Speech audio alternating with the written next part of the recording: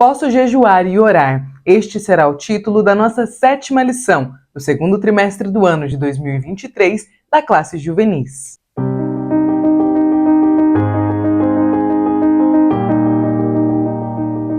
A paz do Senhor, querido aluno e professor da Escola Bíblica Dominical. Eu sou a irmã Damaris, sou professora da IBD, na congregação em que sirvo ao Senhor aqui na Assembleia de Deus em Curitiba. E hoje eu estou aqui para que nós possamos continuar meditando juntos nesta revista na qual nós estamos estudando sobre o que Jesus fez por nós e sobre o que é que nós podemos fazer por Ele. E hoje nós estamos chegando para a glória de Deus e edificação nossa e dos nossos alunos para estudarmos sobre dois temas que nós temos eles bastante difundido na igreja, mas que às vezes nos falta profundidade a respeito do que realmente é oração e jejum. Eu sei que são dois temas amplamente divulgados, falados, ainda mais nos nossos dias, onde o devocional tem sido bastante divulgado nas mídias sociais, no Instagram. Eu sou uma pessoa que divulgo bastante o devocional desde, acho que 2015, que foi quando começou a surgir o Instagram. Mas, além disso, a questão é a seguinte: o que é oração? O que é jejum? Posso saber que na igreja se fala bastante de jejum e oração, mas o que é? Eu consigo definir? Eu tenho essas duas temáticas bem vívidas na minha mente, os nossos juvenis têm, e será que mais do que entender o que é e para que serve, será que eles praticam o jejum e oração? Então a aula de hoje ela é fundamental porque ela vai falar de dois temas que são essenciais para a caminhada cristã, a oração e o jejum. Então nesta aula do dia 14 de maio, nós teremos como versículo-chave o texto que está em Mateus, no capítulo 9, versículo 15, e nos diz assim: E disse-lhes Jesus: Podem porventura andar tristes os filhos das bodas, enquanto o esposo está com eles? Dias, porém, virão, que lhes será tirado o esposo, e então jejuarão. A nossa leitura bíblica em classe está em Mateus, capítulo 6, versículos 5 ao 8 e 16 ao 18. Vamos ler juntos? E quando orares, não sejas como os hipócritas, pois se comprazem em orar em pé nas sinagogas e às esquinas das ruas, para serem vistos pelos homens. Em verdade vos digo que já receberam o seu galardão. Mas tu, quando orares, entra no teu aposento e, fechando a tua porta, ora a teu pai, que vê o que está oculto, e teu pai, que vê o que está oculto, te recompensará. E orando, não useis de vãs repetições como os gentios, que pensam que por muito falarem serão ouvidos. Não vos assemelheis, pois, a eles, porque vosso Pai sabe o que vos é necessário antes de vós lhe o pedirdes. E quando jejuardes, não vos mostreis contristados, como os hipócritas, porque desfiguram o rosto, para que aos homens pareça que jejuam. Em verdade vos digo que já receberam o seu galardão. Porém tu, quando jejuares, unge a cabeça e lava o rosto, para não pareceres aos homens que jejuás, mas sim a teu Pai, que está oculto, e teu Pai, que vê o que está oculto, te recompensará. Amém? Esta é uma leitura que já nos mostra bastante a respeito do que é a oração e o jejum. E como objetivos da nossa aula, nós temos os seguintes. Primeiro, mostrar que Jesus é o nosso exemplo de oração. Segundo, explicar que precisamos orar sem cessar. E terceiro, compreender a importância do jejum. Primeiro tópico, Jesus, nosso exemplo de oração. Primeiro subtópico, Jesus ora e jejua. Ao fazermos a leitura dos evangelhos, nós veremos que Jesus, o Filho de Deus, orou e jejuou em diversas ocasiões durante o seu ministério terreno. Distintas vezes ele se afastou para lugares desertos a fim de orar e buscar uma maior comunhão com o Pai. Antes de enfrentar a cruz, a missão para a qual ele veio ao mundo, o mestre orou no jardim do Getsêmani com tamanha intensidade.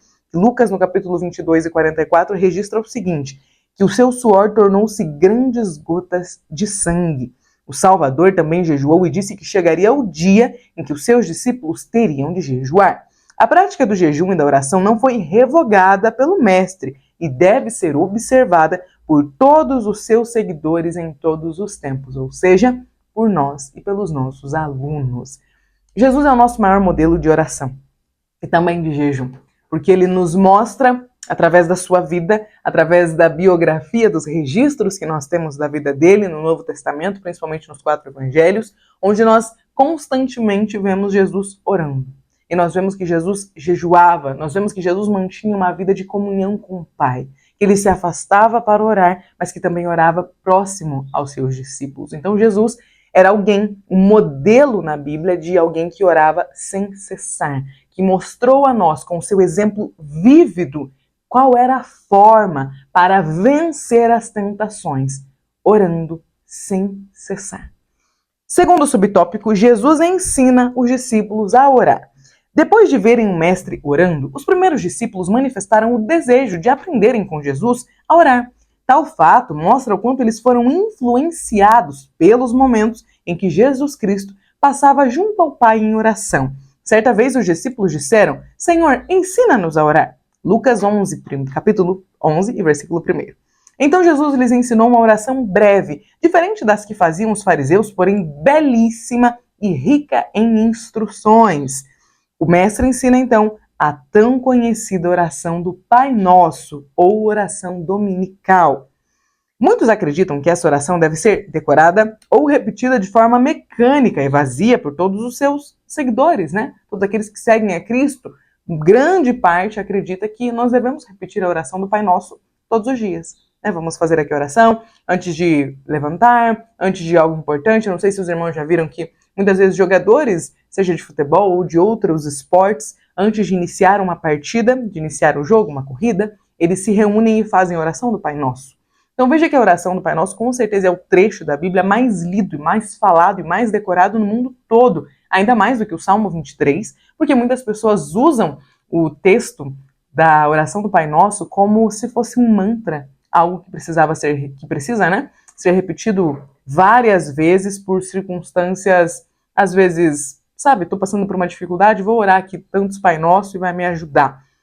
Esse tipo de interpretação não é a que nós adotamos a respeito da oração do Pai Nosso. E a lição vai nos explicar o porquê nós não adotamos este tipo de conduta para com a oração que Jesus nos ensinou. Então veja só.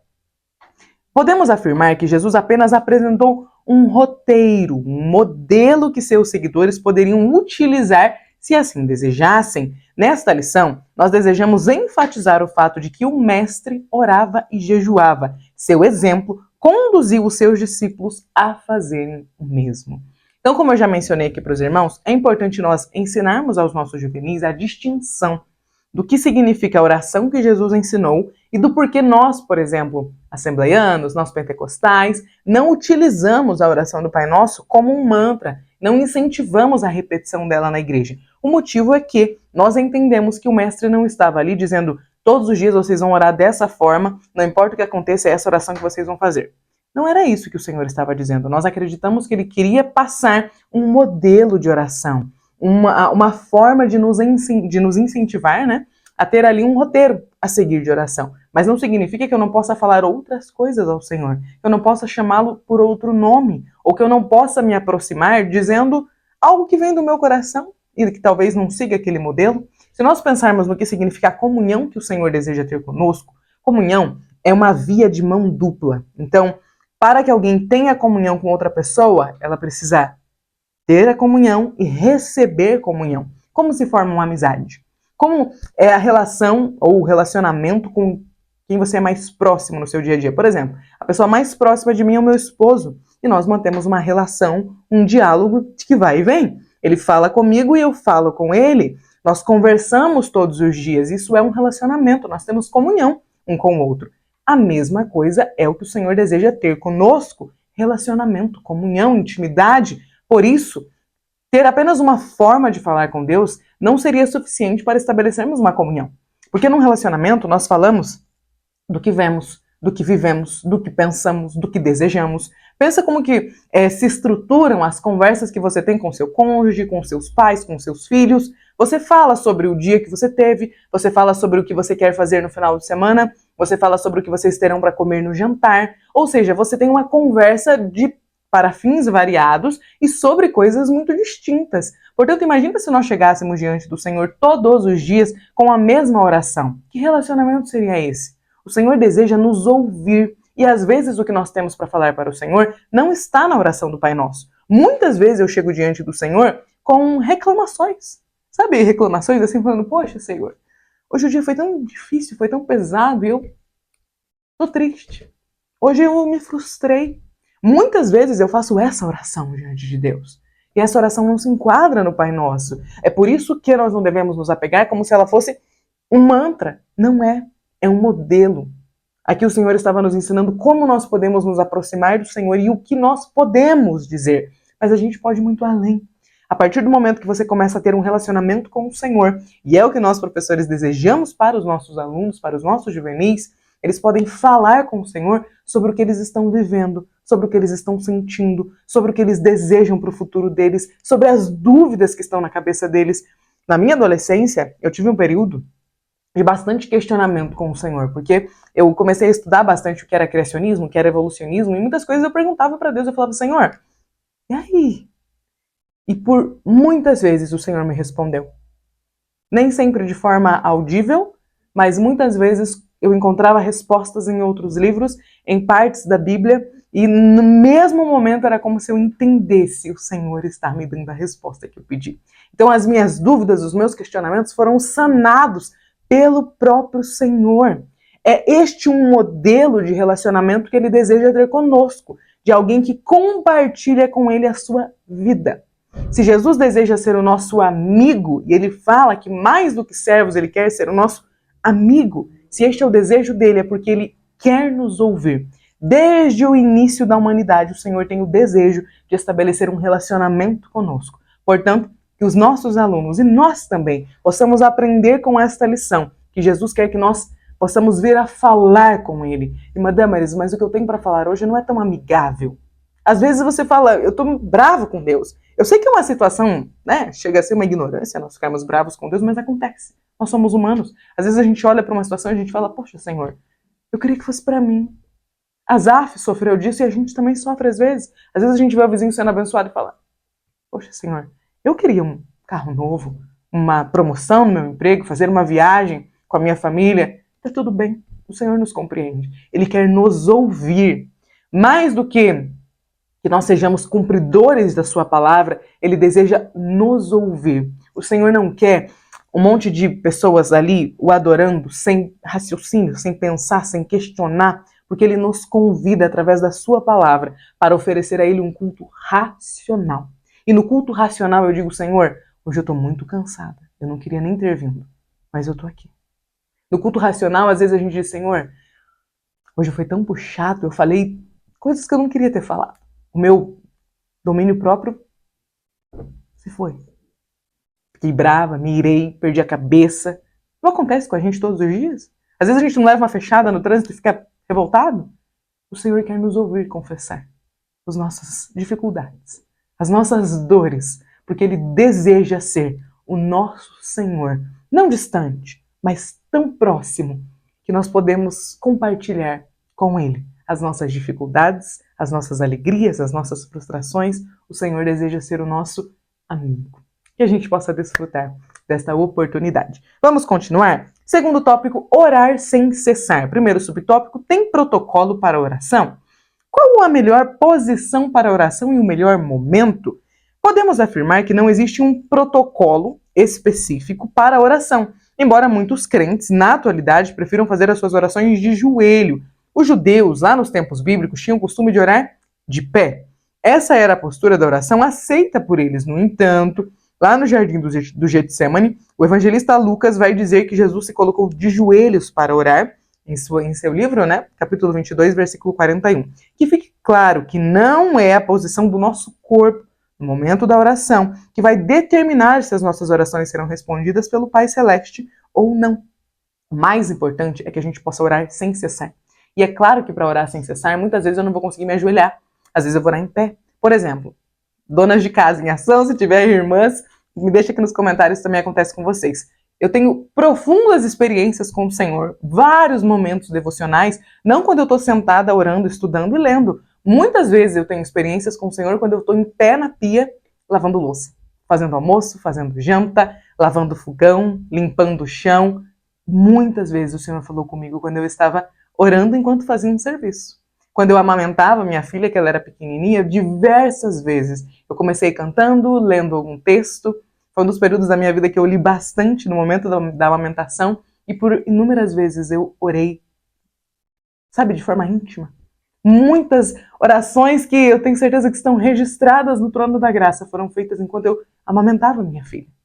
Em várias madrugadas. Ou seja, nestes dias eu orava sentada, em outros em pé, e é claro que em outros momentos de joelho, porque não importa a forma com que eu esteja, importa que eu esteja inclinando a minha atenção para o Senhor e falando com Ele. Porque a definição mais simples que a gente pode fazer de oração é falar com Deus. Então, a forma com que nós estamos não importa. É claro que dentro da igreja nós temos alguns protocolos de oração por questão de temor, porque nós estamos diante de Deus, e diante de Deus o ideal é que a gente não se aproxime de qualquer forma.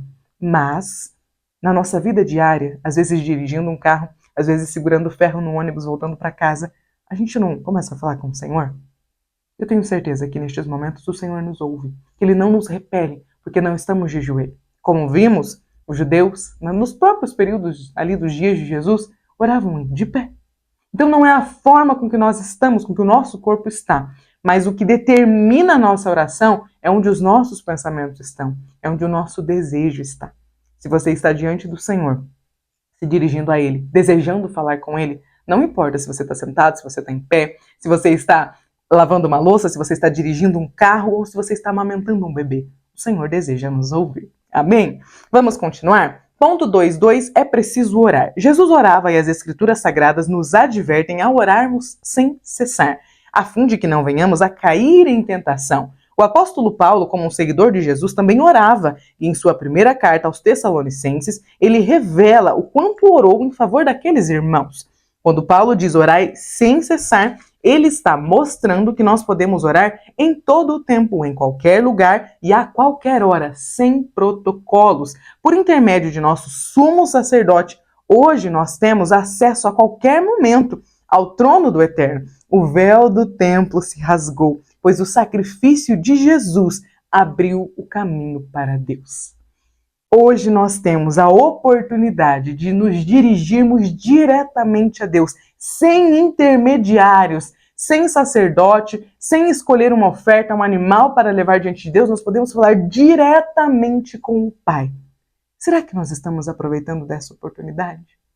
O véu do templo se rasgou quando Jesus morreu e houve uma transição, uma mudança na forma do Senhor falar conosco e se dirigir a nós. Antes, a lei. Agora, uma nova dispensação, a dispensação da graça, a qual nós estamos inseridos nos dias de hoje. Será que nós temos aproveitado deste caminho aberto que Jesus nos deu para que nós possamos falar com Deus, falar com o Senhor? Oxalá que todos nós pudéssemos aproveitar da intimidade que Jesus ganhou para nós lá na cruz. Terceiro subtópico, um tempo especial com Deus. Para o crente, o momento da oração é sempre prazeroso e jamais deve ser visto como uma obrigação ou um fardo, pois é o nosso tempo, o nosso momento de comunhão e intimidade com o Pai. Afinal, nós queremos estar junto daqueles que amamos. Mas na atualidade, alguns crentes já não se sentem mais à vontade e confortáveis para adentrarem na presença do Pai em oração. Talvez essa seja a razão de vermos tantas pessoas desanimadas, apáticas e insatisfeitas, mesmo sendo membros de uma igreja.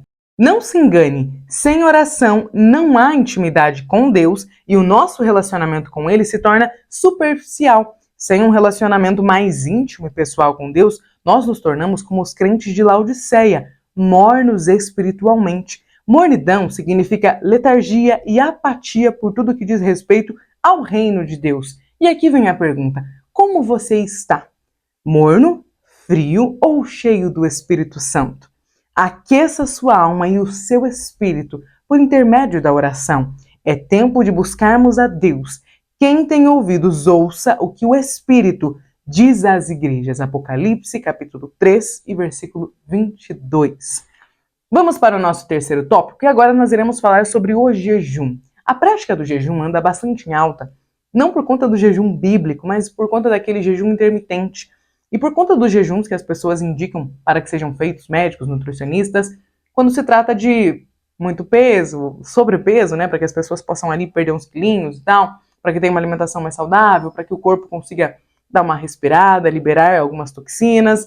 Mas afinal, o jejum é bíblico ou o jejum pode ser utilizado na área da saúde? Né? De que forma a gente deve utilizar o jejum no nosso dia a dia?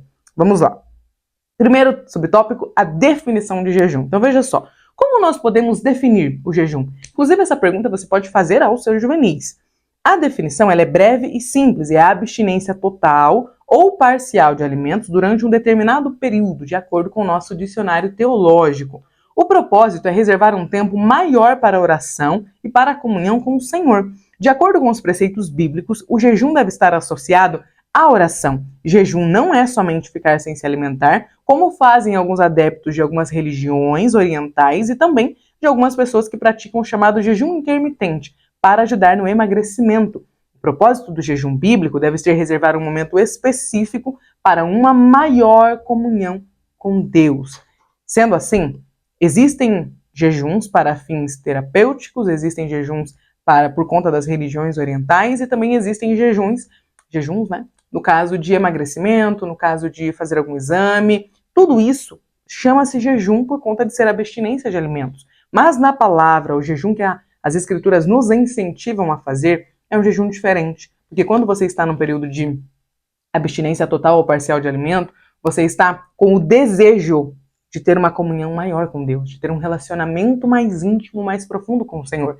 Então, o seu desejo não é a perda de peso, o seu desejo não é para fins de entrar no vestido X para um casamento. Não, o seu desejo é estar mais próximo do Senhor. Então, o que diferencia um jejum é o nosso desejo, é o nosso objetivo com aquela abstinência de alimento.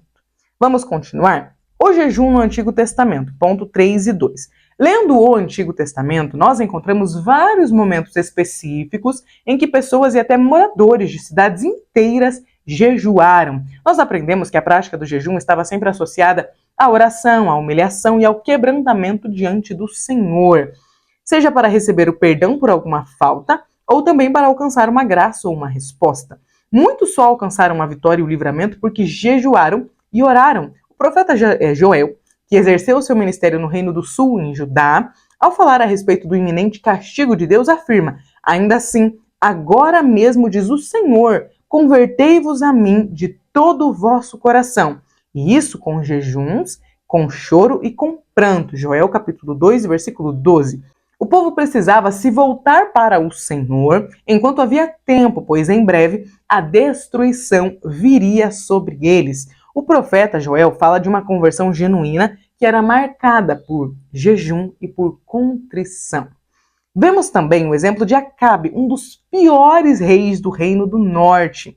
Quando confrontado pelo profeta Elias a respeito de sua adoração aos ídolos e da morte de Nabote, ele buscou ao Senhor com jejum e pano de saco. Vestir-se de pano de saco era uma prática que demonstrava humilhação. Todavia, essa atitude do rei apenas adiou o juízo divino que viria assim sobre a casa de Acabe. Este texto bíblico também nos revela a misericórdia e a bondade de Deus para com aqueles que se arrependem verdadeiramente dos seus pecados e buscam a Deus com contrição e quebrantamento. Nunca é tarde demais para se humilhar e buscar o perdão divino. Então a aula de hoje tem o objetivo de ensinar aos nossos juvenis o que é a oração, o que é o jejum, e de trazer na palavra referências de pessoas que oravam e que jejuavam, e mostrar por que dá certo, e também mostrar quando deu errado, ou quando não foi suficiente para transformação, apenas para o adiamento de um julgamento, como foi no caso de Acabe. Por quê? Não adianta orar 5 horas por dia, fazer jejum 4 vezes por semana, se o nosso desejo não for verdadeiramente a intimidade com Deus. O Senhor conhece os nossos corações. Mostrar ao mundo uma falsa contrição, como faziam os fariseus e que Jesus criticou de forma dura, era algo que o Senhor se irritava com aquilo, aquilo provocava Deus, porque o desejo do Senhor é que nós não utilizemos a oração e o jejum como plataformas, seja de mostrar uma religiosidade a mais, ou seja para tentar barganhar com Deus. O Senhor deseja que a oração e o jejum sejam na nossa vida atividades rotineiras do nosso dia a dia, porque Ele quer estar perto de nós. Então, se a gente usa o jejum e a oração como um meio para alcançar alguma coisa que vai me trazer um olhar diferenciado, que vai fazer com que as pessoas pensem: uau, como essa pessoa é crente, como ele é santo, o Senhor nos conhece. A gente pode enganar as pessoas, a gente pode enganar até as nossas próprias famílias, mas nós não podemos enganar a Deus. É por isso que oração e jejum são coisas tão sérias diante de Deus, porque Ele conhece o íntimo do nosso coração. Às vezes as pessoas querem competir quanto tempo ora mais, quanto tempo o outro jejuou, eu jejuei 3 horas, eu jejuei 5, eu jejuei todos os dias, eu jejuei um mês inteiro. Nada disso, diante de Deus, é suficiente. Porque o Senhor não deseja os nossos sacrifícios tolos, mas o Senhor deseja a nossa obediência a Ele.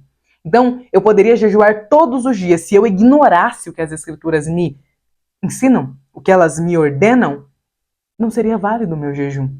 Porque por trás do ato de jejuar, por trás do ato de orar a Deus, está o meu desejo. Está o que eu realmente quero com aquela oração. Então, se a minha oração tem um objetivo de estar mais perto de Deus, de falar com Ele, de demonstrar a minha felicidade, a minha alegria, a minha gratidão, ou quem sabe a minha tristeza, a minha irritabilidade, tudo isso pode ser demonstrado através da oração, desde que seja verdadeiro. Agora, se eu quero orar para que as pessoas vejam, para que os outros falem, nossa, olha como essa pessoa ora, não, o Senhor não aceita. E nós podemos enganar a todos, menos a Ele. A mesma coisa com o jejum. Eu vou aproveitar que eu quero emagrecer, eu já vou fazer um jejum espiritual. Não funciona. Ou você faz um jejum para emagrecer, ou você faz um jejum bíblico. Mas nunca misture as duas coisas, porque o Senhor conhece, a intenção dos nossos corações. Vamos para a conclusão, né? É que na lição aqui do Juvenis chama diferente. Para concluir, o Filho de Deus deu a sua vida em nosso favor. Não existe nada que possamos fazer que seja suficiente para pagá-lo. Contudo, nós podemos buscar uma vida de maior comunhão e intimidade com Deus através da oração e do jejum. Estamos vivendo tempos trabalhosos, enfrentamos diferentes crises, contudo o Senhor nos garante que, e se o meu povo que se chama pelo meu nome se humilhar, orar, né? E buscar a minha face e se converter dos seus maus caminhos, então eu perdoarei os seus pecados. 2 Crônicas, capítulo 7, versículo 14. Que venhamos a jejuar e a orar constantemente até que Jesus volte para buscar a sua igreja. Querido professor, aluno que chegou até aqui, eu desejo que o Senhor Jesus te abençoe na ministração ou no aprendizado da aula deste domingo. Que o Espírito Santo te ajude a conduzir esta lição, a falar a respeito de oração, de jejum, porque são duas das práticas que mais nos aproximam de Deus. Por isso elas não devem ser práticas consideradas de pessoas mais maduras na fé, de gente velha, sabe? Eu vou falar com Deus de outra forma. A oração e o jejum ainda são as duas ações que nos levam para mais perto de Deus. Que você, professor, possa ministrar essa aula para uma classe que vai ouvir a sua ministração e adotar a oração e o jejum como meios para os levarem para mais perto do Senhor. Amém? Deus abençoe e até a próxima aula.